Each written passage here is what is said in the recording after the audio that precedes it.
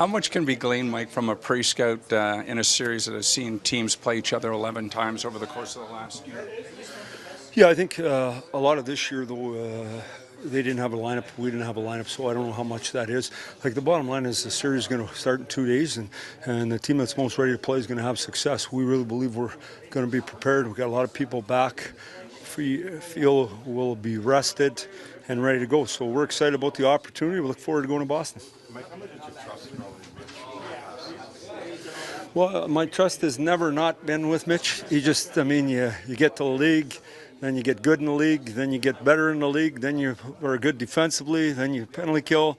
I mean, he's a real good player, a real important piece for us. You know, he wants to do his thing, wants to be the best player in the series. But you trusted then that he could become the guy that he was? No, he earned it. Like, you know, like, which comes first, the chicken or the egg? Does the guy play good and then the coach trusts him? I think that's how it works. What gives you trust in Ron at this point in his career? He knows where to stand. But how does that help in a series like this? Well, he doesn't go minus. He doesn't get scored on. He knows what to do. He's way better offensively than people think. We never put him in offensive situations. He makes good decisions. He talks to his partner. So he's made his partner. So 1 + 1 = 2, but in a partnership that's really good, it might be 2.5 or 3. How's that? How resilient of a player do you feel Jake Gardiner is? Pardon me? How resilient of a player do you think Jake Gardiner is over the time you've been around him? Obviously, he had a tough Game 7 last year. No. This is what he did. Is he came out and he said to the media he had a tough Game 7. So then they ran with that for a while. You know what I mean? Like, I mean, we all lost. We were all there. You know, so I think Jake Gardiner's a really good player. I think he's someone that people have decided isn't a good player, and so they pick on him. I can tell you right now, we can't find another one. So hang on. I'm not finished yet. Thanks. So I guess the way I look at it is real simple for me. I think he's a good player, and I'm going to play him a lot. How's that? Sounds great. What do you got next? Did he take too much on himself, do you think? Well, I think everyone should take it on themselves. You know, when you're the coach, take it on yourself. If you're a player, you should take it on yourself. But I don't think you got to go. There's lots of people here that like to get things going. I don't think you got to do that. I don't think you got to feed it. I think it feeds itself. How's that? How does the series change for you, having Tavares this year, which you did last year, change it? Yeah, I think that's part of it for sure.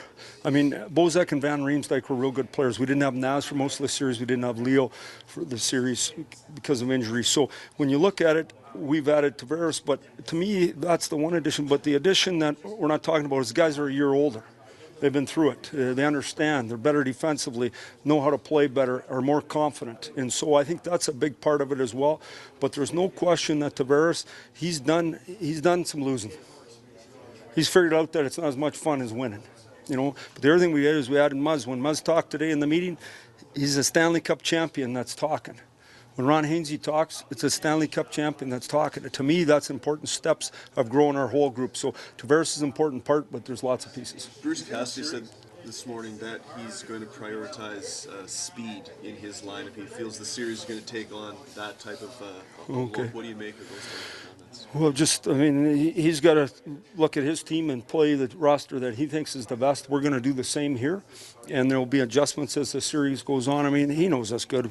We know them good. There's not a whole lot of secrets, and we'll move on from here. How much more do you expect at this time of year from guys like Patrick Marleau, who've been around for so long? Well, the fountain of youth is going to kick in right here. I mean, you know, the great thing about Patty is when he looks at it, and you lay your career down on the ground, you look at it, you say, I don't have many more kicks at the can. Sometimes we get thinking we got too many kicks at the can, and we don't realize how hard we can really play. So there's another level, and we can all get to it, and you got to figure that out. Might you look around at what's happening everywhere else? Is there a series anywhere that has 4 centers in it the way this series does? You know, I haven't even looked at we've been so busy with ours. Now, once we're done our work here, we'll have more time to look around, but I haven't looked at that. I imagine every series, the people that are covering it and the people that are in it, the coaches and the players think they're in the best series and the players are the best. That's just kind of how you think. You don't worry about much else going around. You know, obviously they got real good players.